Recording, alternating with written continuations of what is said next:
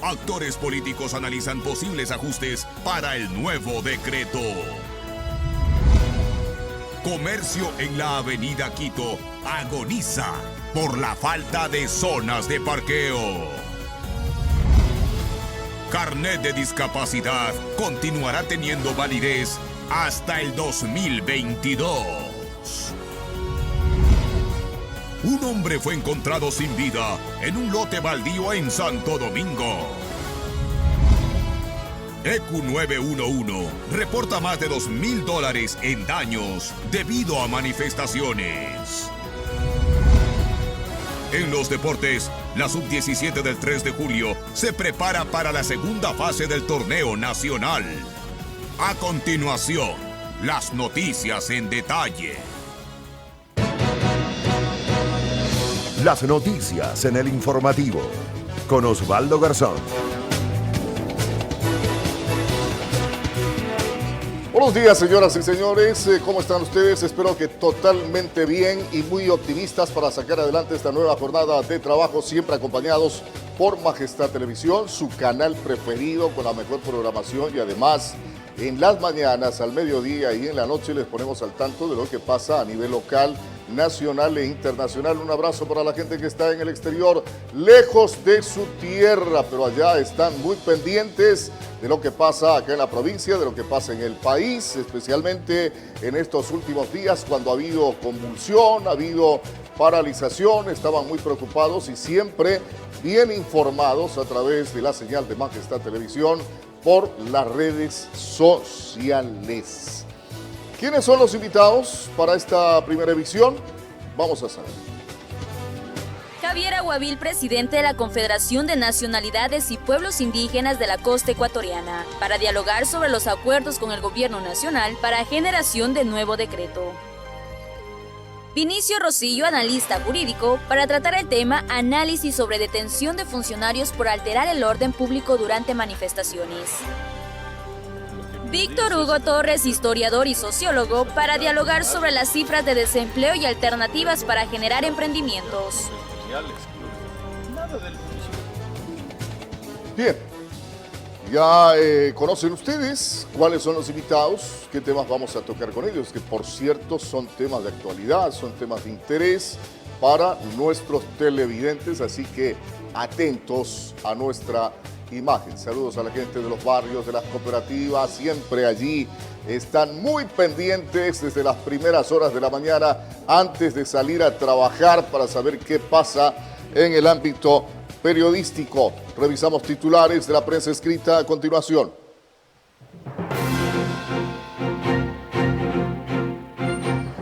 Estos son los titulares. Diario La Hora, Avenida Quito con 65% de avance. ¿Cuándo termina esta obra? Se pregunta mucha gente. Se espera que en 15 días se pueda habilitar uno de los carriles de esta arteria vial. No contaban con su astucia. Es otro titular que aparece allí, haciendo referencia a este personaje cómico, muy popular, famoso a nivel internacional, el Chapulín Colorado. Ratifican sentencia de Jorge Glass. La jueza Daniela Camacho, quien preside el Tribunal de Casación, confirmó la sentencia a 6 años de prisión que pesa sobre el ex vicepresidente Jorge Glass. Bellezas del noroccidente, una hermosa foto ahí con candidatas para la elección de la reina en el noroccidente. Seguimos entonces revisando titulares. Ordenanza de motos está en revisión. Los concejales del cantón analizan el proyecto de ordenanza para las motocicletas. Con el objetivo de reducir el índice de robo, se propone no permitir que 2 hombres deambulen en el vehículo durante las 24 horas del día. Más titulares, atención. Vamos a la contraportada de este rotativo. Aparece muerto. Un hombre de aproximadamente 45 años de edad fue hallado sin vida en un terreno baldío ubicado entre las avenidas Santa Rosa y Pedro Vicente Maldonado, acá en la capital de la provincia. Seguimos revisando. Atención, en el ámbito deportivo, la TRI ya tiene entrenador. El presidente de la Federación Ecuatoriana de Fútbol Francisco Egas, reveló que esperan detalles para anunciar el nombre del nuevo seleccionador. Allí están los titulares entonces de la contraportada de La Hora. Droga en Quinindé, un total de 142 paquetes de cocaína fueron incautados por agentes de la Unidad de Investigación Antinarcóticos. Del hecho, hay 3 personas aprehendidas. Guía carcelario fue asesinado. Según datos policiales, el celador ingresaba al parqueadero de la penitenciaría cuando fue atacado a bala por 2 sujetos que se movilizaban en una motocicleta, esto en la ciudad de Guayaquil. La revisión de titulares, vamos con Diario Centro. Atención, Jesús y sus 46 cirugías. Titular que aparece allí con una gráfica considerable. Crónica, indigente aparece muerto en la cooperativa La Paz. Paro si hubo violaciones a los derechos humanos, se afirma. Crónica con 360 sobres de coca en la Pedro Vicente Maldonado. Fueron aprehendidos. Más titulares, revisamos la contraportada de este periódico. A un pie de la tri, una fuente de la Ecuafútbol dijo que ya todo está arreglado para que el alemán Jürgen Klinsmann sea el nuevo director técnico de la selección ecuatoriana de fútbol. Ojalá esta selección se prepare muy bien para la justa mundialista. Primero para las eliminatorias. Messi alza su 6ª bota de oro. Bien por este fenómeno que se llama Lionel Messi, de nacionalidad argentina, jugador de fútbol que está haciendo historia. Reclaman a Barcelona, es otro titular que aparece allí en la contraportada de Diario Centro. Vamos inmediato a entregarles las informaciones en detalle, pongan atención.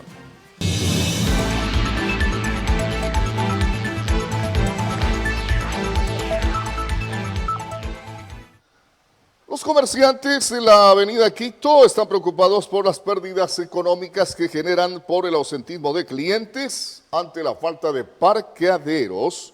Consideran que esta zona, denominada comercial, podría desaparecer en este concepto. Diariamente, los agentes de tránsito realizan operativos de control para evitar que los vehículos se estacionen en lugares no permitidos en la ciudad, puntualmente en este tramo de la avenida Quito. Así lo explican los comerciantes del lugar. Aseguran que esta situación ha desencadenado el ausentismo de clientes. Totalmente, estamos perjudicados 100%. Como usted ve, está botado aquí las ventas, ningún negocio funciona aquí. Negocio que pone, negocio que quiebra. Y esto viene pasando hace un año, desde que están arreglando las vías. Comercios de la avenida sufren baja en ventas hasta el 90%. Según la comerciante Jacqueline Lara, pocas personas visitan su negocio por miedo a ser sancionadas por dejar sus vehículos parqueados en este punto. Pero nos han prohibido el parqueadero, a pesar de que tenemos en este lado la pestaña para parqueo. No nos han dado parqueo, es insoportable. Todos los días se llevan los carros, están multando. La calle Los Anturios sirve de parqueadero donde diariamente albergan de 40 a 50 automotores. Sin embargo, para el vigilante José Jurado, el lugar no abastece y sostiene que es necesario que se construyan zonas azules. No abastece, porque los sábados y domingos hay mucha concurrencia al parque. Entonces no abastece. Cuando estaba esa parte de ahí sí, porque esto se llenaba hasta el otro lado. Al hablar de actividad económica en Santo Domingo, en definitiva la avenida Quito queda descartada y eso se pudo evidenciar en un recorrido nocturno donde la soledad y negocios vacíos era el panorama.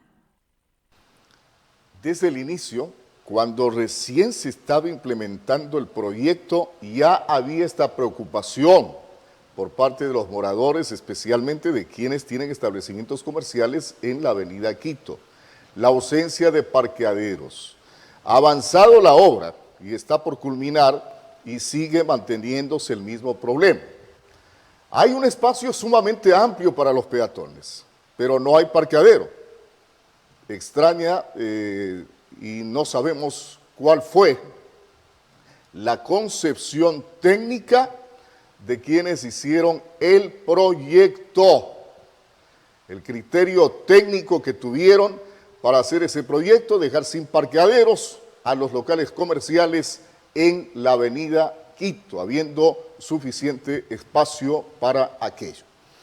Bien, seguimos con las notas y atención. Comerciantes de la avenida 29 de Mayo aseguran que la actividad económica ha disminuido en un 40%. Uno de los inconvenientes es la falta de parqueaderos municipales para los clientes. Atención.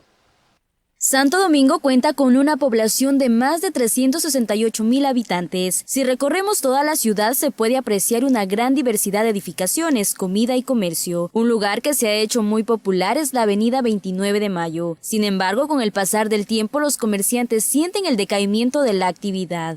Está un poco bajo, claro que ya no es como antes, había más movimiento, había más circulación, la gente tenía más dinero. Entonces, cada año va disminuyendo. Uno de los principales problemas que se evidencia es la falta de parqueaderos municipales. Los comerciantes sostienen que sí existen dichos espacios, más sin embargo no abastecen. Porque no tienen a dónde parquearlos, porque todo lo que hay parqueaderos, pero son pagados. $1 la hora, no les conviene dejarlo unas 3 horas ahí mal parqueado. Porque si no se lo llevan y la multa les cuesta más la sacada.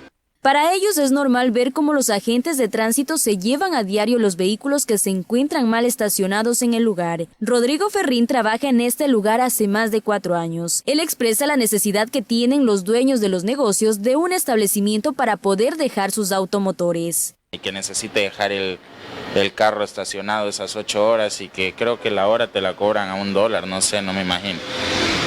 Como mínimo que te estén cobrando $5 diario por el parqueadero. O $8 diarios.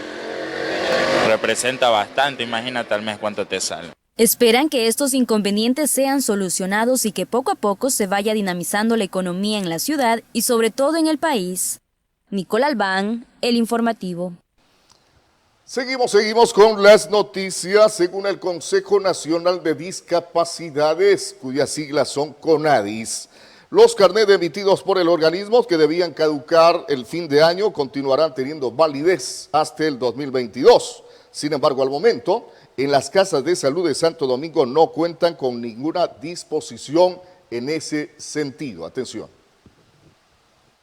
Frente a las declaraciones de Javier Torres del CONADIS sobre las empresas públicas y privadas que no podrán exigir a la comunidad la renovación del carné para realizar cualquier trámite hasta que se proceda a ingresar todos los datos de una persona con discapacidad directamente en la cédula de ciudadanía, en Santo Domingo todavía no existe ningún comunicado oficial. A nosotros no nos ha llegado una disposición o algún lineamiento en el cual nosotros podamos aún dar a conocer. De igual forma, en el transcurso de los días o de lo que falte del año, ya nos han de dar a conocer, nos han de mandar esta disposición y nosotros enseguida obviamente la vamos a informar. Se planea en el año 2022 incorporar en la cédula un chip con todos los datos de una persona con discapacidad, donde finalmente quedarán obsoletas las credenciales emitidas por el Ministerio de Salud y el CONADIS. A la población que está un poco inquieta qué va a pasar luego, pues ya hay un esquema de cédula que está aprobado por CONADIS, donde van a constar los datos y luego el carnet ya dejará de ser útil. Si es que se extiende la vida útil o no del carnet, eso es algo que todavía no es oficial. Al momento se ultiman detalles del proceso de evaluación voluntaria del grado de discapacidad que poseen las 460.586 personas que cuentan con carnet. De calificación prevé precisamente revisar no solo la parte física, sino la parte psicosocial, la parte socioeconómica de la persona. Entonces, esos son de alguna forma los cambios que presenta el nuevo baremo de calificación. Hasta tanto, las casas de salud en la provincia, donde hay más de 12,000 personas con discapacidad, se encuentran a la espera de un pronunciamiento oficial por parte de las autoridades competentes.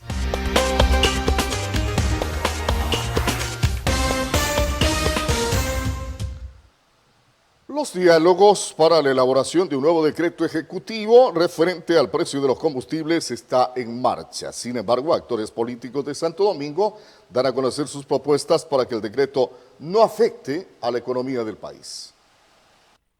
Desde este martes, los combustibles volvieron al precio que tenía antes que el presidente Lenín Moreno firmara el decreto que ordenó abolir años de subsidio previo a las protestas. Ante esto, Galo Chiriboga, actor político, asegura que el sector industrial salió fortalecido.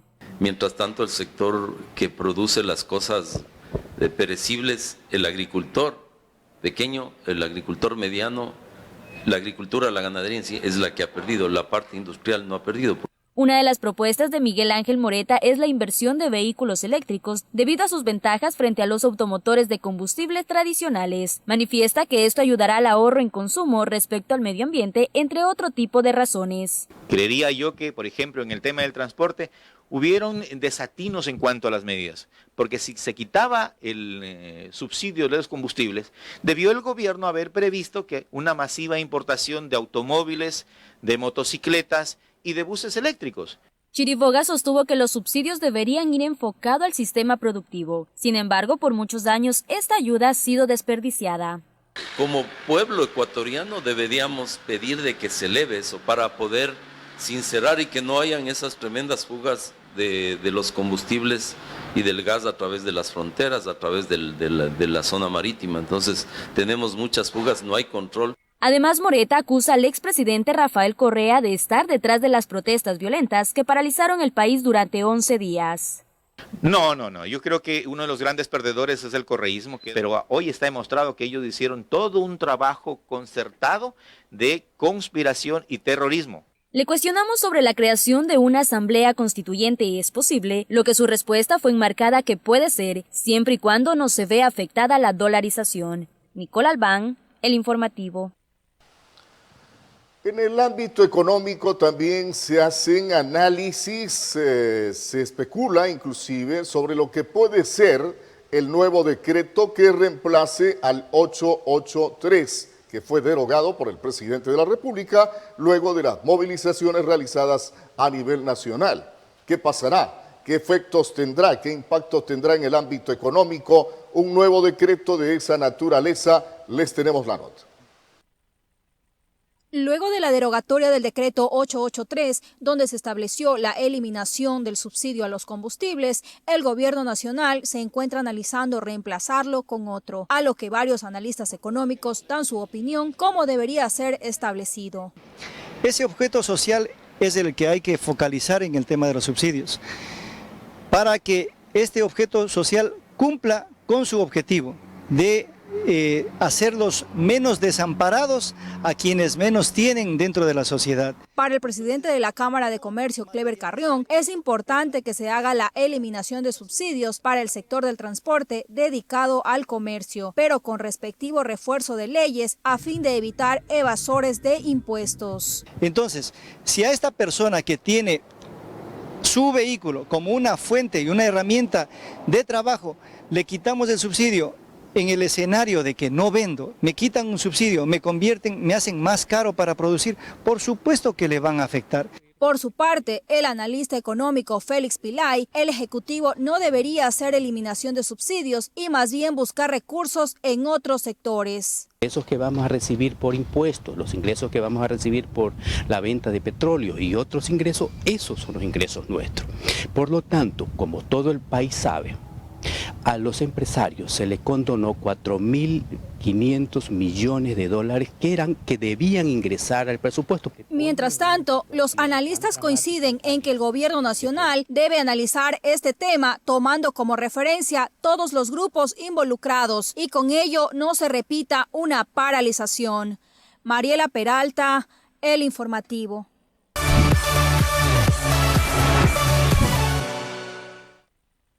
Se arrienda un local comercial de 13x6, ubicado en la calle Guayaquil y Río Mulaute. Incluye parqueadero con guardia las 24 horas. Informes al 022-766-583, 098-2596-508, 099-4665-392. Edificio Majestad TV. Familia, le cuento que el gordo está valorado en un precio dólares. Además, esta caja, Diosito Santo, quiere que se vaya a su casa. ¿Qué tiene que hacer? Guardar una cartilla diaria desde el pasado 15 de octubre hasta el 25 de este mismo mes. En total, son 10 cartillas, Andreita. Recuerde que usted debe venir y decir: yo lo vi, lo compré y me lo gané. Hoy, 9 de la noche, no te lo pierdas. El gran sorteo familiar. A través de Majestad TV y Facebook Live. Majestad Televisión en la comunidad. Escribe tus denuncias a nuestro número de WhatsApp 0999-619-054. Es hora de que tu voz sea escuchada, porque en Majestad Televisión siempre estamos contigo.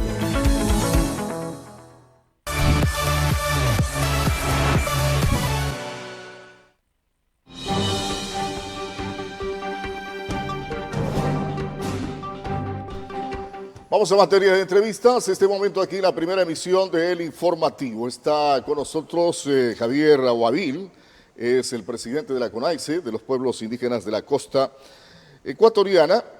Con él vamos a conversar sobre el trabajo que viene desarrollando la comisión bipartita entre el gobierno y la CONAIE a efectos de dejar listo el nuevo decreto que reemplace al 883, cuya derogatoria lograron o se logró a través de la paralización realizada en días anteriores. Javier, inclusive, fue uno de los que estuvo presente el momento en que se dio el diálogo en cadena nacional y lo vimos cerca del presidente de la CONAIE, precisamente a él, muy atento a esta negociación que por las características que se dio, puede tildársela inclusive de histórica en el país, calificársela como histórica. Javier, bienvenido. ¿Cómo le va? ¿Cuáles son las expectativas que tienen ustedes como pueblo Sáchila y más que nada los miembros de la CONAICE en la costa ecuatoriana con relación a la elaboración de este nuevo decreto? Muy buenos días, muchas gracias por la invitación. Bueno, esta es una lucha que se ha venido emprendiendo como nacionalidades y pueblos y a nivel nacional, y gracias por ese apoyo que nos brindaron tanto a la CONAIE y sobre todo pues enmarcar de que fuera derogado el decreto 883, que ese era el objetivo de la CONAIE, de nosotros como ciudadanos. Sí, más no, queremos aclarar, más no era desestabilizar el tema, ¿no es cierto?, de sacar al presidente de la República o derrocarlo. Eso desde un inicio nosotros lo planteamos. A nosotros nos venía afectando era la situación económica. Punto. Una vez realizado este derrocamiento, sí, se ha quedado, es el trabajar en una comisión, pues, nuevo decreto, y un decreto que también refleje la situación económica del más pobre, un decreto que no sea tan afectado porque quienes realizan el decreto es el Fondo Monetario Internacional, nos ponen las reglas del juego y prácticamente son los oligarcas los que más tienen, son ellos los que se han beneficiado y no el pueblo ecuatoriano. A ver, hay temas y hay aspectos del primer decreto que obviamente van a aparecer también en el segundo, como es el tema de los subsidios. ¿Qué plantean ustedes en ese aspecto? Sí, pero o sea, lo que hay que entender la magnitud, ¿no es cierto?, que al momento de ser firmado con el Fondo Monetario Internacional que otorga el préstamo, pone sus condiciones. Y aquí hay que partir de un ejemplo, digamos, del país de Argentina. Firmaron el Fondo Monetario Internacional, pero no han salido de la crisis. Eso no quiere decir que es un modelo que va a solucionar. ¿Sí? Hemos tenido pérdidas de 2.500 millones aquí en el Ecuador por la paralización, pero más nos va a afectar todo un país. Ahora, el tema es trabajar algo relacionado, ¿no es cierto?, de cómo poder ir recuperando los recursos económicos que en ese entonces fueron llevados por las administraciones anteriores. Ese sería uno de los puntos sobre la mesa para los acuerdos. Otro de los puntos es sobre la condonación de los 4.500 millones de dólares. El tema de los sueldos. Hay que ir poniendo estos puntos sobre la mesa. La condonación. ¿Se valora a quiénes? A los empresarios, a los grandes empresarios que prácticamente no se les está cobrando. Ahí existen los recursos. Entonces, ¿por qué a sujetarnos? Ahora, el tema del combustible, del subsidio, nos cogieron y nos subieron, nos quitaron, nos eliminaron, pero subió de 5, la gasolina extra, el combustible subió de 50 centavos a 60 centavos, ¿sí? Pero si es que hay que buscar un mecanismo, porque esto no es nada fácil. No es nada fácil, eso lo sabemos por la situación económica que vive el país, pero si es que conlleva a discutir sobre la mesa de un 5 centavos, de un 6 centavos, habrá que analizarlo, no se ha dicho nada. Por eso se ha creado este frente, las nacionalidades, los organismos sociales, el Estado, ¿sí?, den a conocer su punto de vista de lo que sucede en la economía del Ecuador y el Fondo Monetario dentro de ello. Ayer ratificó que el Fondo Monetario está presto para poder dar recursos económicos, pero tampoco no nos van a venir a imponer las reglas que ellos requieran a su beneficio, sino que también tiene que velarse al beneficio del pueblo ecuatoriano. A ver, ¿cómo está representada la CONAIE en esta comisión o estas comisiones que están trabajando en la elaboración del nuevo decreto? La CONAIE está estructurada, ¿no? Somos sus filiales, las regionales, la CONFENIAI, que es de la Amazonía, la ECUARANARI, que es de la Sierra, y la CONAICE, que representa la costa. Dentro de ello está manejándose de un equipo técnico desde la CONAIE, ¿no?, en la cual están teniendo esos acercamientos con el Estado. No son los dirigentes, pero no es un equipo técnico. Así es un equipo técnico. No quiere decir que Javier Aguabil tenga que estar ahí, pero sí, al momento de ir trabajando, nosotros estaremos en constantes reuniones para poder ir revisando y cómo van avanzando este término, ¿no?, prácticamente de los puntos que se quiere para poder estabilizar también la economía de nuestro país. ¿Ustedes tienen reuniones constantes con esos técnicos para conocer y monitorear el avance de ese decreto? El día de ayer fue el primer acercamiento con el Fondo Monetario Internacional, si da recursos o no al Estado. Ellos en este momento están prestos. Ahora sobre la mesa están los puntos de cómo podemos ver los recursos económicos para poder aliviar dentro de la economía. Ya, ¿ustedes están de acuerdo que se toque nuevamente el tema de los subsidios, pero que no se lo haga en una medida drástica como la que se experimentó en el primer decreto? ¿Podría ser gradual el asunto? Podría ser gradual, pero yo digo, está sobre la mesa, está en tela de discusión, ¿sí? Nada está dicho, pero el decreto tiene que ya ir elaborándose. Decimos, puede ser como este fin de semana, como puede ser la próxima semana que ya esté en consideración el tema del decreto. Hay muchos puntos que revisarlo. ¿Cómo se destinaba el presupuesto del Ecuador? O sea, en las instituciones respectivas de educación, salud e incluso la cúpula policial, la cúpula militar. Nosotros no lo conocemos, no conocemos de las documentaciones. Se han destinado fondos, pero también tiene que ver el efecto. Y ahí hablábamos sobre el tema del contrabando de los combustibles que salían a la fuga y teníamos más de 40 millones de dólares de pérdida. Pero ¿qué se está haciendo los controles en la frontera? ¿Se está controlando o no se está controlando? ¿Qué está pasando con las autoridades? Entonces, toda esa situación nosotros tenemos que ir revisando, dentro de ello, controlando para que no exista la fuga. Mire, si el Estado, el presidente, pudo realizar el decreto, ¿no es cierto?, de toque de queda, pues prácticamente podría realizarlo el decreto de toque de queda de que no exista fugas de combustible en el territorio, pues no a luchar el pueblo contra el pueblo. Directamente el ejército en ese tema. Así es, que intervenga el ejército. Entonces ahí, mire, de esos 40 millones que se han destinado, unos 10 millones de dólares para que se realicen los controles en el sector fronterizo. Pero, o sea, nadie ha discutido de esto. ¿Qué está pasando a nivel nacional? Ahora que nosotros estamos poniendo el dedo en la llaga, lo que está sucediendo en el Ecuador. Ahora, la CONAIE, sus dirigentes, conocen el alcance, el contenido del documento firmado entre el Estado y el Fondo Monetario Internacional, donde constan las condiciones del FMI.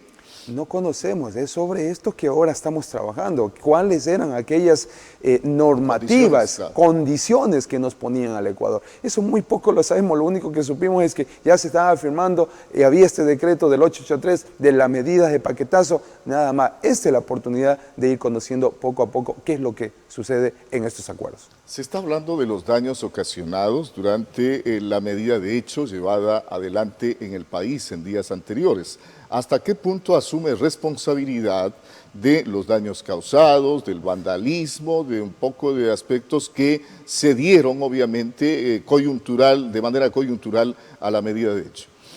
Mire, esta situación del vandalismo nosotros rechazamos rotundamente, ya lo dijimos mediante medio de comunicación y nos pronunciamos como CONAIE y a la vez nos pronunciamos como CONAICE, ¿sí? Hubieron infiltrados que estuvieron realizando desmanes, hubieron infiltrados podríamos decir, en todo el país que hacían de sus desmanes en los locales. Ese tipo de actitudes rechazamos categóricamente como nacionalidades y pueblos. Hubieron infiltrados que inclusive, esto es conocimiento público de lo que quemaron la Contraloría General del Estado. Nosotros, ¿qué fin teníamos contra la Contraloría General del Estado cuando se seguían grandes procesos de juicios y de cobros dentro de esta institución? ¿Qué es lo que querían? Desaparecer todas las documentaciones. Eso no nos competía a nosotros. Lo que nosotros, como desde un inicio les dije, nuestro objetivo era prácticamente la derogatoria del decreto 883 que se ha conseguido ahora.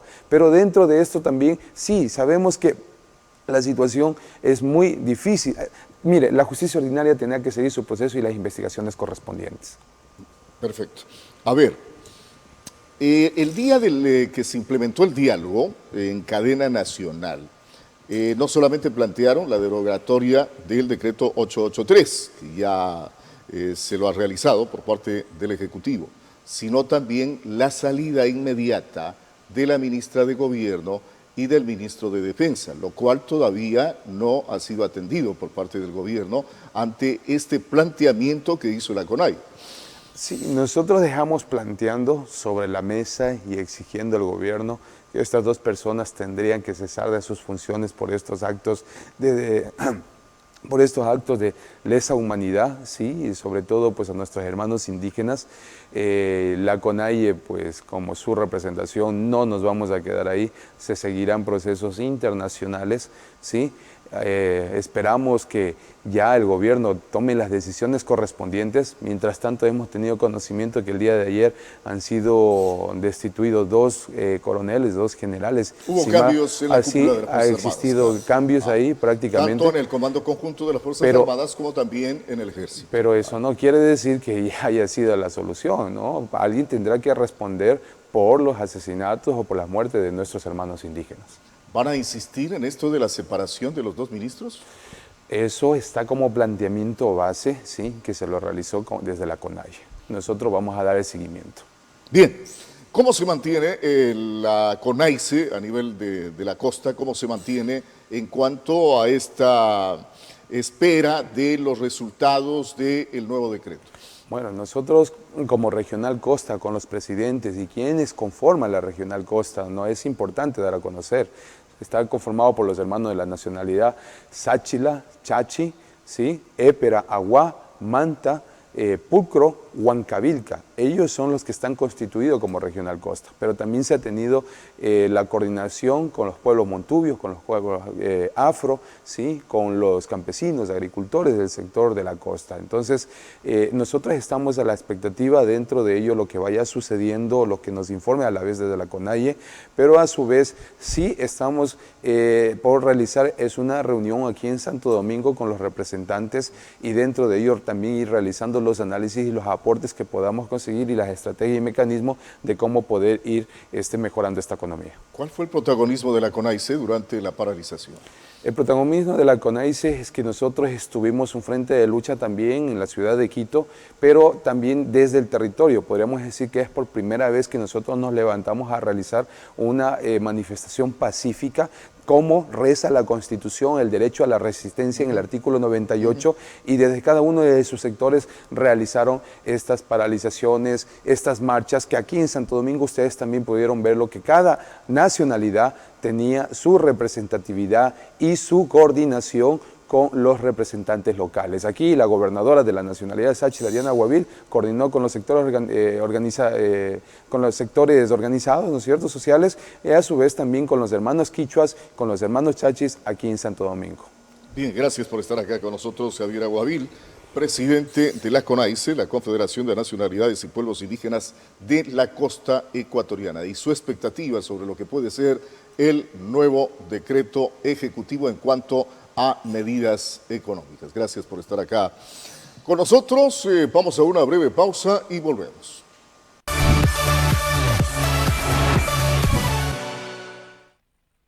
Disfruta de todos los partidos de la Liga Pro con TVNet. Adquiriendo tu plan TV con 90 canales a solo $19. Ahorra el 50% de descuento en la suscripción con la firma de tu débito bancario. TVNet, más entretenimiento. La comunidad tiene su espacio.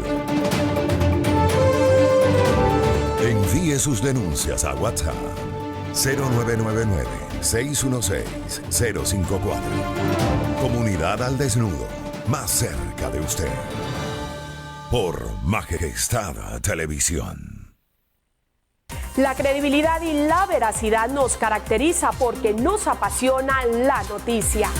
Siempre marcados con la objetividad de un periodismo responsable. Esto es El Informativo.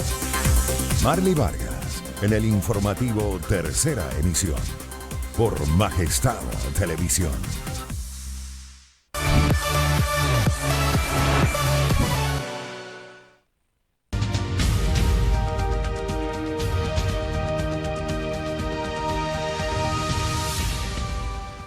Bueno, ya estamos en este segmento ideal para ponernos en contacto con la comunidad, saber cuáles son sus inquietudes, cuáles son sus reclamos, cuáles son sus preocupaciones en cuanto a obras en los barrios, en las cooperativas, los cuales son visitados constantemente por nuestros reporteros. Una guardería abandonada genera preocupación en los habitantes del barrio Miraflores, debido a que se convierte en un foco de inseguridad, porque hay quienes la utilizan para el consumo de drogas, especialmente durante las noches. Atención. Varios son los pedidos que han venido realizando los moradores del barrio Miraflores al municipio de Santo Domingo con el fin de dar uso a una guardería abandonada y mejorar las condiciones de la calle del sector. Norma Chamba, presidenta del barrio, comenta todo el proceso que han realizado a fin de mejorar la convivencia social y la movilidad. Funcionaba antes una guardería, pero lamentablemente pues como no se hizo la gestión a tiempo, las autoridades tampoco nos han dado presupuesto, no tiene techo y obviamente estamos solicitando también para la pavimentación de las calles, también hemos solicitado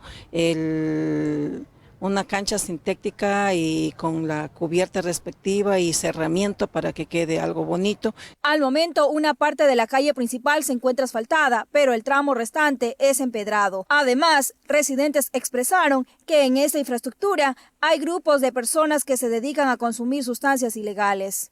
Después de haber hecho una limpieza con toda la coordinación del barrio, igual siguieron viniendo jóvenes, se ha pedido a la policía que vengan más, se den vueltas al barrio y así poder generar más seguridad, pero aún así hay una variedad de jóvenes que vienen y hacen inseguro el barrio. Los habitantes del sector esperan tener respuesta por parte de las autoridades del Cabildo para que la tranquilidad vuelva al lugar.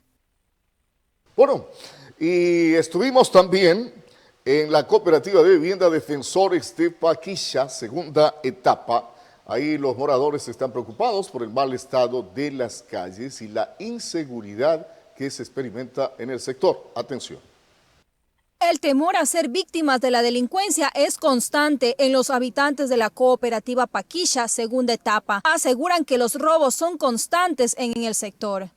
Necesitamos nosotros por aquí, por decir, la inseguridad en Santa y todas las veces, siempre, en las motos, ahí pasan asaltando, pasan quitando lo que hasta los estudiantes. La semana pasada le robaron a mi nieto una mochila. Otra de las preocupaciones de estos vecinos es un parque recreacional que se encuentra en mal estado y la falta de asfalto o adoquinado en las calles de donde se levanta polvo. El parque que aquí, como lo vemos, está abandonado.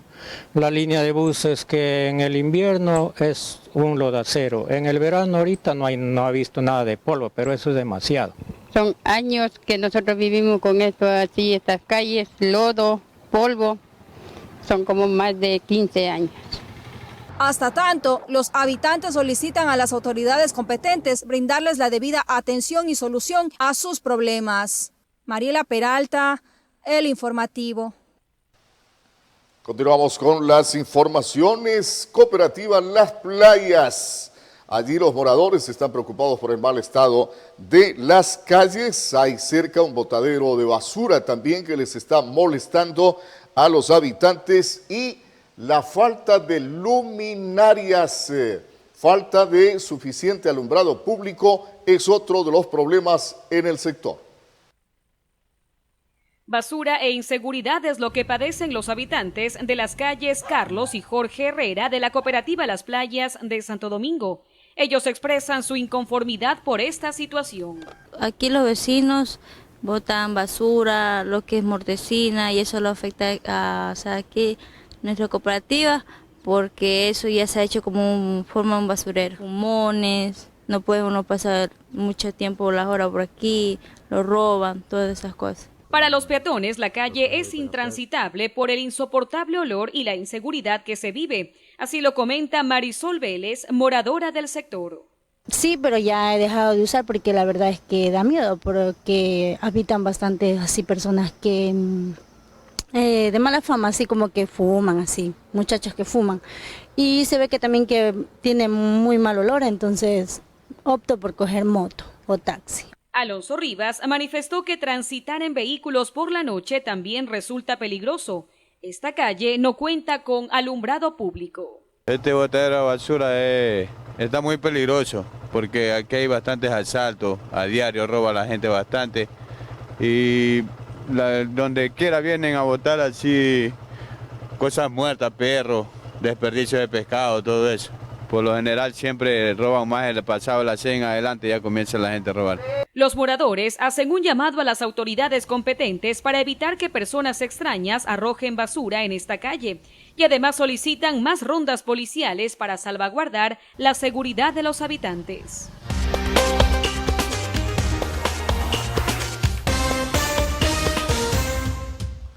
Y atención, un hombre fue encontrado sin vida en un lote baldío en el sector Santa Rosa, según la DINASET, encargada de recoger indicios. El cuerpo no presenta signos de violencia. Habitantes de la calle Jorge Iturralde y avenida Santa Rosa se encontraron alarmados por el hallazgo de un cadáver que permanecía en un lote baldío de su sector, hasta donde llegaron agentes de la DINASET para recoger indicios sobre las posibles causas del deceso. Una persona afrodescendiente de aproximadamente unos 50 a 60 años de edad,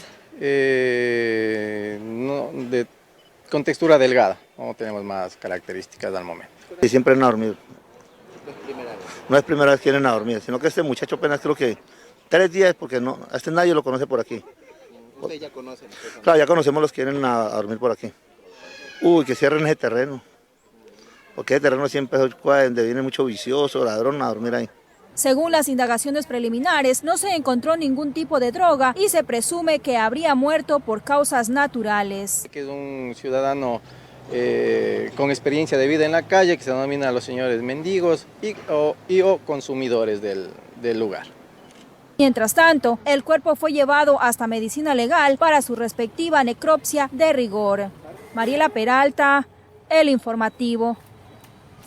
Bueno, mientras ustedes se preparan para salir de casa a laborar en este nuevo día de acción de trabajo, nosotros estamos muy atentos para llevarles esa información que ustedes necesitan para estar enterados sobre los acontecimientos a nivel provincial, nacional e internacional. Esta es la mejor compañía que tienen ustedes en esta primera edición del informativo. Hacemos una breve pausa para comerciales y ya volvemos.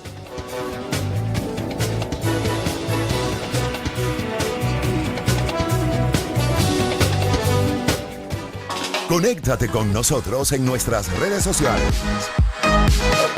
Dale like a nuestra página de Facebook como Majestad TV. Sigue con toda la información y entretenimiento que te da Majestad Televisión. Se arrienda un local comercial de 13x6, ubicado en la calle Guayaquil y Río Mulaute. Incluye parqueadero con guardia las 24 horas. Informes al 022-766-583, 098-2596-508, 099-46-65-392. Edificio Majestad TV. Conoce. Aprende. Pero sobre todo, diviértete. Educa, lunes a viernes, 15:30, por Majestad Televisión. Navega ya sin límites con TVN. Adquiere ya nuestros planes de red fibra y disfruta la mejor velocidad. TVN, más entretenimiento. El terror invadirá tu pantalla. No podrás escaparle.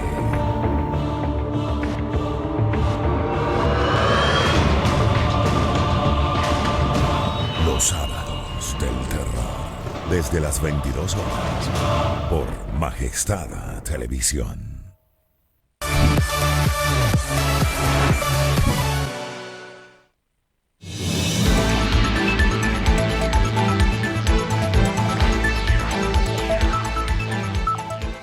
Vamos inmediato a conocer qué pasa en la región.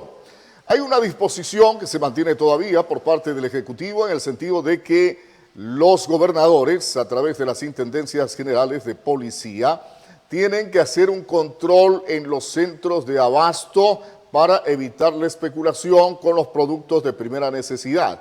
Tenemos un reporte al respecto desde la provincia de Manabí. Atención a la nota. Un reporte elaborado tras una inspección por técnicos del Ministerio de Agricultura, se constató que del 8 al 11 de octubre los precios en productos de primera necesidad incrementaron en un 70%.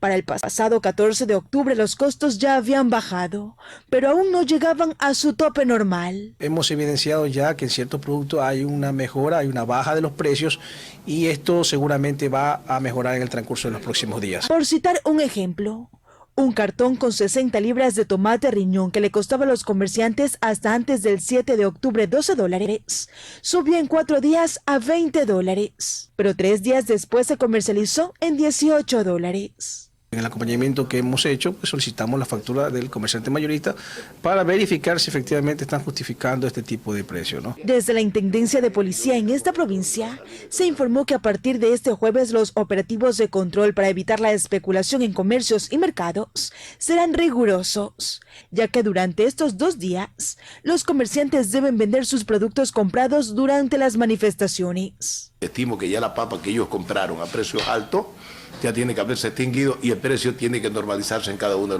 de los lugares de consumo. Durante las protestas realizaron controles en mercados de toda la provincia, en donde un comerciante fue detenido. El reto fue conversar, disuadir, alertar. Además de los controles estatales, la ciudadanía cuenta con la línea gratuita 1-800 Lo Justo para denunciar el alza irregular de precios.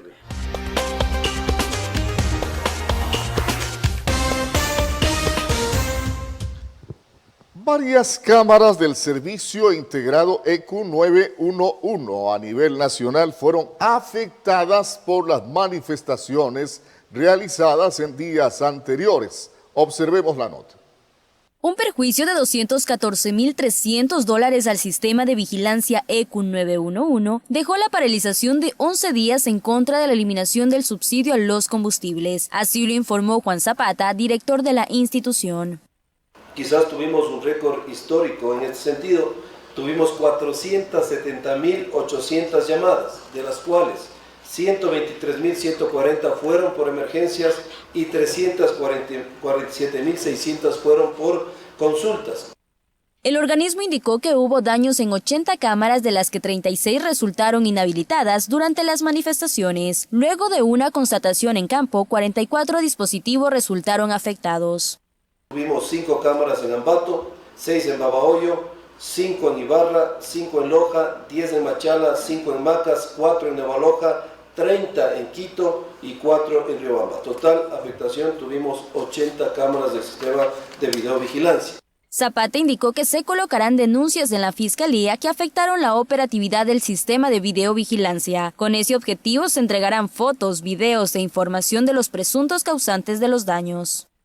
Nicole Albán, El Informativo.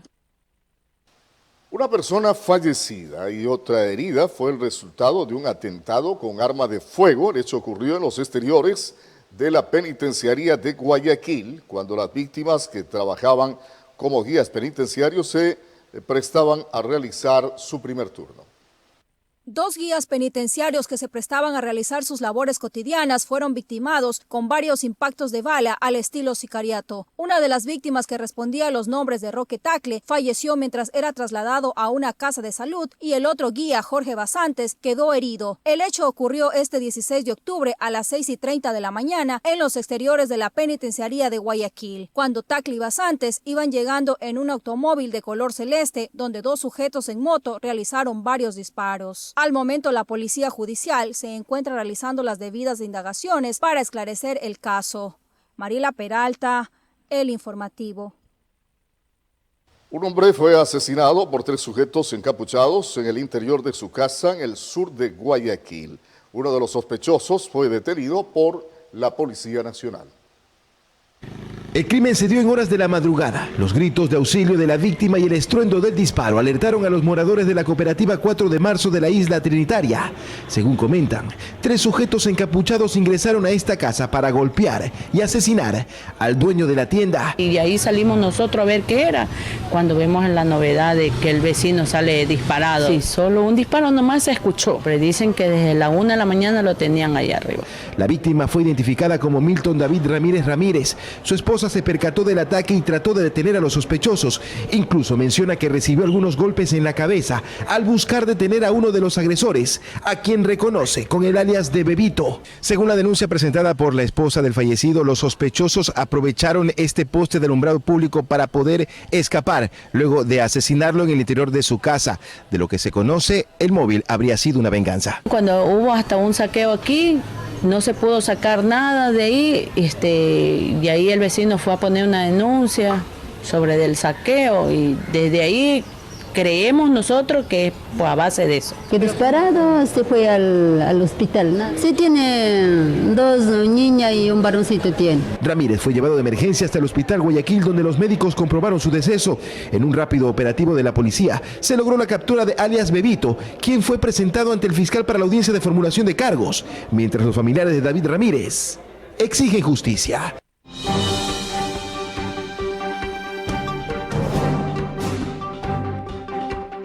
Bien, aquí vamos entonces con la siguiente entrevista. Más que nada es un análisis el que vamos a hacer desde el punto de vista jurídico, aprovechando la presencia de los conocimientos y la sapiencia que en el ámbito jurídico tiene nuestro invitado, el magíster Vinicio Rosillo. Buenos días, ¿cómo le va? Buenos días, Osvaldo. Buenos días a la comunidad de Santo Domingo y del país.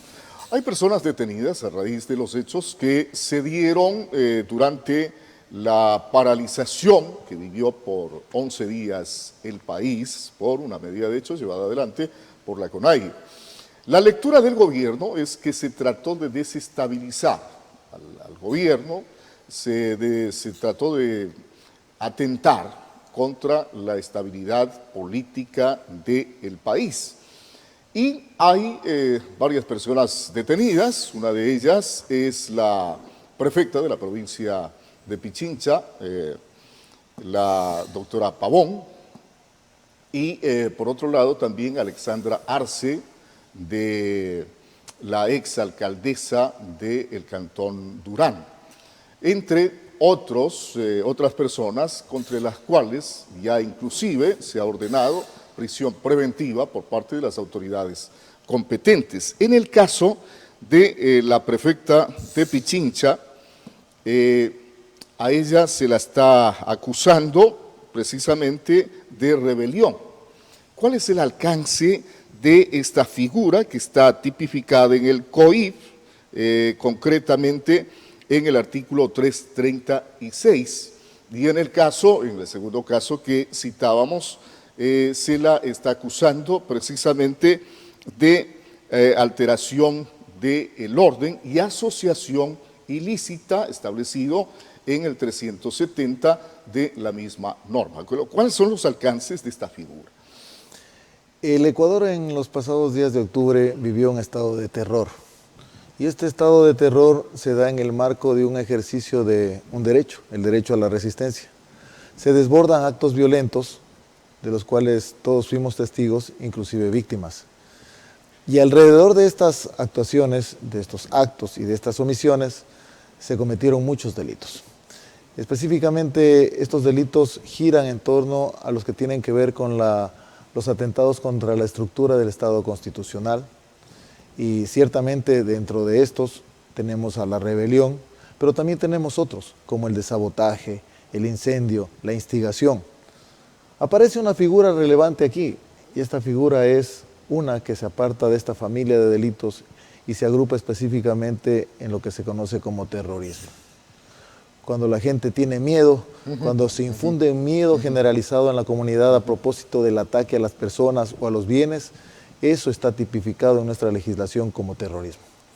Se han endilgado acciones en contra de algunas personas, acciones penales específicamente de las que se conoce y usted refiere, y sobre estas personas tendrá que probarse la autoría, y la autoría en el ámbito no solamente es material, en el ámbito penal. ¿En el caso de Paola Pavón no era conveniente acusarla por rebelión, sino por terrorismo? La figura típica que se adapta a las conductas que se ejecutaron en esos 11 días de octubre que vivimos todos aquí en el Ecuador es la figura de terrorismo. La rebelión es un tipo penal que se da sobre la base de un atentado contra el orden constitucional o para derrocar al gobierno. Situaciones que tendrá que probar la Fiscalía y poder determinar una responsabilidad para lograr una sanción. Lo que se hace generalmente en este tipo de conductas o conflictos legales es tratar de buscar una figura más simple para poder acusar, y esta es la desasociación ilícita o delincuencia organizada. Estas figuras aparecen como delitos medios, no son los delitos fines. Sin embargo, nosotros debemos entender que más tarde me permitiría, como defensor, aplicar la suspensión condicional de la pena. Entre otras posibilidades, por la levedad de la pena en el caso de la asociación ilícita que no supera los 5 años. Sin embargo, debemos considerar que la verdadera respuesta penal debe darse sobre la base del delito fin del sujeto. Si nosotros vamos a endilgar una rebelión, por ejemplo, un delito de rebelión, tendremos que probar que se realizaron actos o se ejecutaron acciones violentas y que esas acciones violentas vulneraron el orden constitucional o tuvieron como propósito derrocar al gobierno. Si es que eso no se logra probar, inclusive en los casos que usted señala, a través de una autoría material, es decir, que estas personas fueron vistas en el ejercicio de esas acciones, o si no, a través de una autoría mediata, esto es una autoría intelectual, que se les pruebe que las decisiones que tomaron o las disposiciones que dieron fueron determinantes para generar estos actos violentos, la Fiscalía no podrá probar sus casos y estos delitos quedarán en impunidad. Ahora, no está especificado adecuadamente el tipo penal sobre el cual se está haciendo la acusación, manifiesta usted. Y en este caso de la rebelión, por ejemplo, en esa figura, ¿qué indicios de convicción tendría que encontrar la Fiscalía para imputar a esa persona? Deben ser determinantes en torno a que se ejecutaron acciones violentas en contra del orden constitucional. Es un tipo penal bastante complejo en el ámbito de la prueba, y específicamente esa exigencia se eleva cuando se determina a través de una autoría intelectual o una autoría mediata, es decir, cuando la persona no estuvo en el lugar lanzando las piedras, generando la violencia, destruyendo las infraestructuras, sino estuvo disponiendo atrás de un teléfono, atrás de una disposición a otras personas. Esto es bastante complejo en el orden de la prueba determinar. Sin embargo, debemos considerar que en cuanto al tipo penal del terrorismo, las exigencias son distintas. El terrorista puede ser una persona de manera individual o puede ser un grupo de personas. Y este grupo de personas que altere no solamente el orden constitucional, sino el que produzca de manera directa o indirecta estos ataques a la integridad de las personas o también de las infraestructuras de las cosas. En el caso de Paola Pavón, que está ejerciendo la prefectura de la provincia de Pichincha, ¿cuál es la situación legal de ella frente a su cargo y en la situación de que se le ha dictado prisión preventiva? Ella, por ser prefecta, tiene fuero de corte provincial, si es que se realizó en el ejercicio de sus funciones y a propósito de la vinculación de sus funciones, porque indicaba, inclusive se conoce de manera pública que se indicó que se habían utilizado instalaciones de la prefectura para reuniones, etc. Deberá determinarse si es que esa posibilidad del fuero existe latente en cuanto a la conducta que haya cometido. Y específicamente en cuanto al orden de prisión preventiva, es una medida cautelar que deberá cumplirla a propósito del proceso penal y deberá hacer su ejercicio del derecho a la defensa. Claro, porque el COTAD en el 47 establece que ella puede solicitar licencia en el organismo provincial. Son algunas medidas, siempre y cuando la licencia le alcance mientras dure la prisión preventiva. Que en esta vez se ha dictado para 90 días, que será el tiempo en que dure la instrucción fiscal.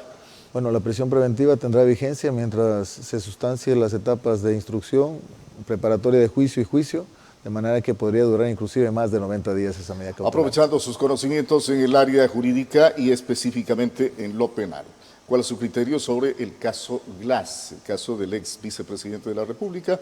Acaba de ventilarse la casación que había solicitado la defensa y no ha sido casada la sentencia, consecuentemente se ratifica la que ya había sido implementada en el órgano inferior. El recurso de casación es un recurso extraordinario que ataca los vicios de la sentencia. En el presente caso se declara improcedente este recurso, pero lo que ha sucedido al momento es un anuncio oral de esa decisión del Tribunal de Casación. Esto tendrá que ser notificado por escrito. De ahí tiene la posibilidad el ingeniero Glass de interponer recursos horizontales de aclaración o ampliación sobre esa misma sentencia, y solamente ahí, cuando sean resueltos estos recursos, eso va a quedar en firme, se encontrará ejecutoriado. Pero pese a estar ejecutoriado, ¿tiene más recursos? La respuesta es sí. Dentro de los 20 días posteriores, 20 días hábiles posteriores a que esa sentencia esté ejecutoriada, podría interponer un recurso de acción extraordinaria de protección ante la Corte Constitucional. Inclusive también podría interponer un recurso de revisión sobre la base de las causales que determina el Código Orgánico Integral Penal. Esto es que esa sentencia se hubiera dado sobre la base de documentos o testigos falsos o informes periciales errados o maliciosos. A ver, no pudo haber sido considerado por la Corte Nacional de Justicia como vicio de legalidad el hecho de que se aplicó una norma anterior que ya no estaba vigente y la norma actual solamente buscando sentenciarlo por más años al reo. Existen causales específicas que deben probarse en el recurso de revisión. En el presente caso, si es que estas no son establecidas al momento de sustanciar y fundamentar el recurso, pues la Corte lo va a declarar improcedente. Lo que llama la atención, y de lo que se conoce de manera pública, es que la Corte Nacional haya no considerado la intervención del acusador particular, que desde un inicio daba avisos de anormalidad, la intervención de una persona que, sin reunir las condiciones de víctima, interviene como acusador particular. Por lo menos este motivo debía ser una causa de nulidad del proceso. Es decir, así no se pronuncie todavía sobre la sentencia del Tribunal de Casación, al considerar y al detectar que interviene como parte procesal una persona que no reúne las condiciones que establece la ley o que exige la ley para tal efecto, entonces el pronunciamiento en estricto derecho, desde mi particular punto de vista, debía ser que se declare la nulidad desde la intervención de esa persona como acusador particular. Es decir, el proceso debió volver a ventilarse al momento de la intervención ilegal de una persona que, sin ser parte procesal, interviene como tal. Volver a ventilarse esa etapa sin esa persona como acusador particular y llegar eventualmente nuevamente a casación. ¿Cuál es su criterio? Este tipo de casos, como del ex vicepresidente de la República, ¿se están manejando en estricto apego al derecho o con cierta influencia política? Nuevamente vemos que en contra del ingeniero Glass se realiza un proceso penal por el cual ahora tiene una sentencia condenatoria por el delito medio, por el delito de asociación ilícita. No vemos una determinación todavía, por lo menos no existe ya una sentencia en firme por un delito fin, llámese peculado, llámese tráfico de influencias o concusión o que cohecho. es un aspecto que ya se tiene con el caso Singue, por ejemplo. Exactamente, hay diferentes causas que se encuentran en distintos niveles, unas en investigaciones previas, otras más avanzadas, pero todavía no existe una respuesta del sistema judicial. Y esto porque en el Ecuador no tenemos el delito tipificado de corrupción. Nosotros si tendríamos esa figura específica, académicamente la discutimos mucho sobre su necesidad, esto es que exista el delito de corrupción y por sobre ese delito se sancionen a las personas que cometen esas conductas, no existirían esta serie de procesos que tienen que ver con una conducta o con otra y se relacionan con lo mismo. Asociación ilícita, vinculada con peculado, con cohecho, con concusión, a propósito de conductas que tuvieron un solo fin, la corrupción. A ver, usted había señalado al principio de su análisis, había invocado el artículo 98 de la Constitución que habla del derecho a la resistencia. Este derecho a la resistencia, que no solamente es un derecho constitucional, sino también universal, constante en la Declaración Universal de los Derechos Humanos, ¿este derecho se lo está asumiendo, se lo está practicando adecuadamente o no? El derecho a la resistencia, en esencia, supone no hacer o dejar de hacer lo que se dispone en el orden constitucional, también con respaldo constitucional. Sin embargo, aquí vemos que ese derecho se lo ejerce y da dos lecturas. Primero que existen grupos sociales sumamente fuertes, como por ejemplo en el caso del sector indígena, que plantea su inconformidad, pero no solamente ellos. Recordemos que antes de la movilización indígena también se pronunciaron en el mismo sentido, en el ejercicio del derecho a la resistencia, los transportistas, por ejemplo. Pero tenemos otros grupos que son insatisfechos a propósito de estas mismas decisiones del gobierno y solamente debemos considerar que estos grupos, no siendo parte de estos dos sectores, ni de los transportistas, ni los grupos indígenas, son toda la colectividad que resulta de manera directa o indirectamente afectada. En este sentido, el derecho a la resistencia se lo puede ejercer constitucionalmente, sí, pero sobre el marco de respeto al orden constituido, es decir, no se pueden en el ejercicio de este derecho generar agresiones a personas, generar agresiones a infraestructuras, como ha sucedido en el Ecuador. Paralizar el país. Eso ya es delito de sabotaje, eso ya es delito de terrorismo. Entonces, si en el marco del ejercicio de un derecho se desbordan estas conductas, pues se está cometiendo delitos, se está cometiendo delincuencia, no se está ejerciendo un derecho. Ahora, porque obviamente, si alguien lleva a la praxis el derecho a la resistencia, se podría decir, los transportistas no necesariamente debieron cerrar las calles, sino simplemente no sacar sus unidades a laborar. Pero el no sacar las unidades también está atentando contra uno de los derechos básicos, lo que está prohibido en el 326. Exactamente, a eso me refería. El derecho a la resistencia en su esencia es no hacer, no cumplir, a propósito de estar insatisfecho sobre una decisión. Y ese es un derecho constitucional reconocido. El problema surge a propósito de entorpecer las actividades de los demás, entorpecer las actividades de las demás personas.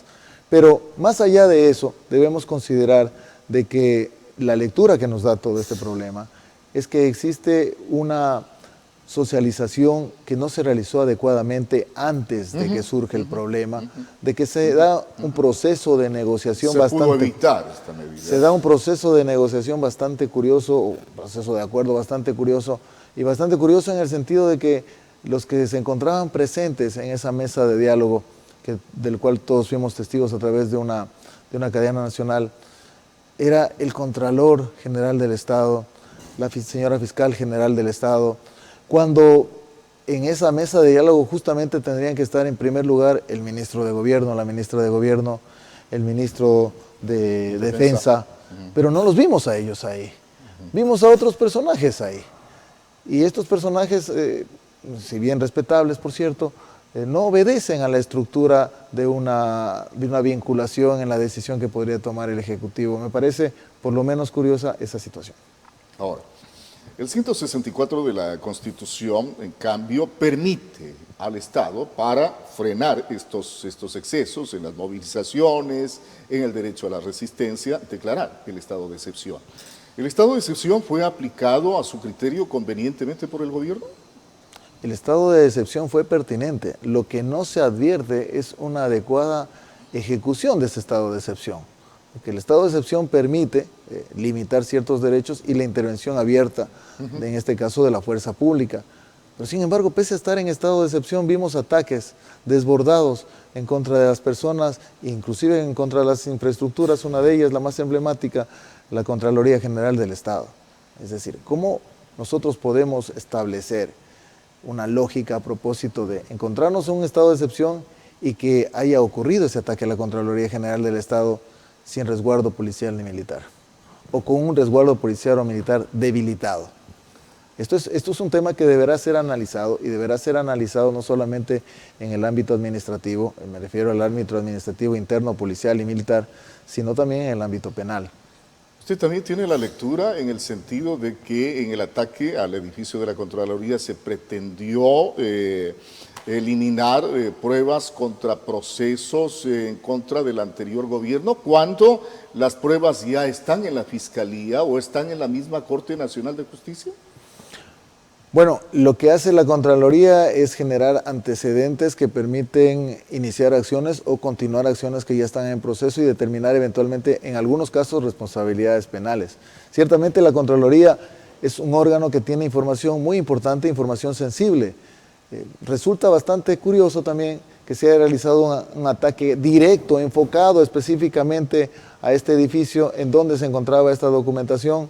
Podrían desprenderse muchas interpretaciones a propósito de esto, pero sí se revela que este ataque tiene, al parecer, un trasfondo diferente del simple derecho al ejercicio a la resistencia que se estaba realizando en ese momento. Bien, gracias por estar acá con nosotros.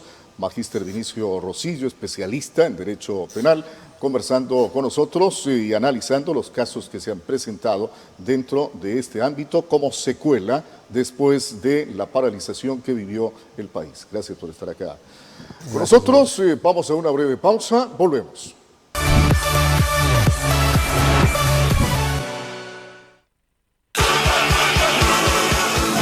Mantente informado sobre el mundo del deporte local, nacional e internacional con la mejor alineación de Majestad Televisión.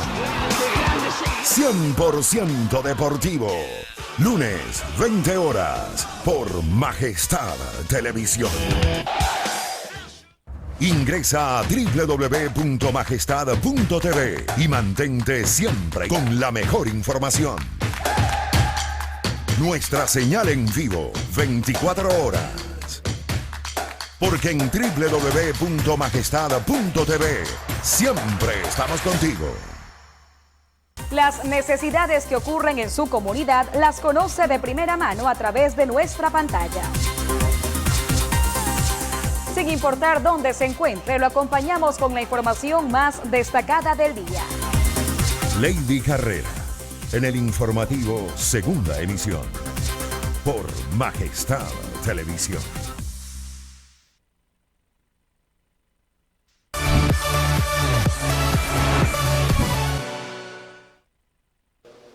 Bien, continuamos aquí en esta primera emisión del informativo a través de Majestad Televisión, poniéndoles al tanto de lo que pasa en el ámbito periodístico, antes de que ustedes, con todas las ganas, con la buena energía, salgan a laborar en este día jueves. Atención, en la Contraloría General del Estado se realizan inspecciones en los 2 edificios para evaluar daños y empezar los trámites para el cobro de los correspondientes seguros. Atención a la nota. El edificio de la Contraloría General del Estado es uno de los que más daños sufrió durante las protestas y actos vandálicos ocurridos en los alrededores del Parque El Arbolito. Las inspecciones se realizan. Además, se hacen trabajos de limpieza al interior para saber si serán posibles las reparaciones. En esta primera fase es el cuerpo de bomberos el que está colaborando con eliminar las cenizas sin que implique volver a ensuciar la calle o generar contaminación ambiental. Pero otro de los trascendentales daños son los provocados en las cajas para conexiones de voz y datos. Son al menos 6 las que se quemaron. Se dañaron conexiones de al menos unas 200 líneas. Es CNT la que ya tiene trabajando a los equipos de técnicos para realizar una evaluación de los estragos y proceder con la reparación. Según los técnicos, es indispensable limpiar los conectores, cambiar los que estén inservibles, realizar nuevos tendidos de cables y conectarlos. Este trabajo podría durar al menos unos 3 días. Por lo pronto, se esperan las evaluaciones y otros peritajes de ingeniería para determinar cuál será la suerte de la estructura conformada por 2 edificios integrados, lo que serviría para las correspondientes gestiones de cobro de los